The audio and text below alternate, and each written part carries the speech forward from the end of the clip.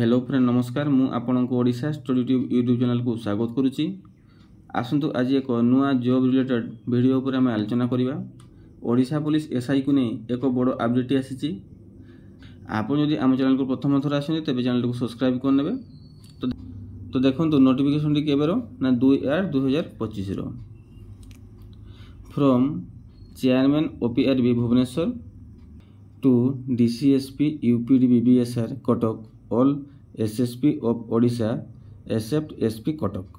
The written examination for the post of SI of Police and its equivalent rank for CPSC 2024 is now tentatively scheduled to be held on 13-14 of September 2025.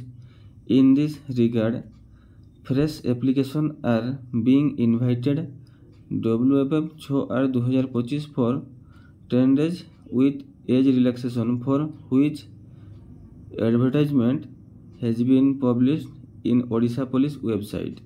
A copy of the same is enclosed for your reference and republishing in your notice board for wide publicity. माने SI exam tentative date 13 तारीख और 14 तारीख रखिंट माने यही date T final नुहे confirm नुहे date T tentatively रखिंट माने यही डेट रे एग्जाम होबाकू जाउची पूरा फिक्स होई नहीं।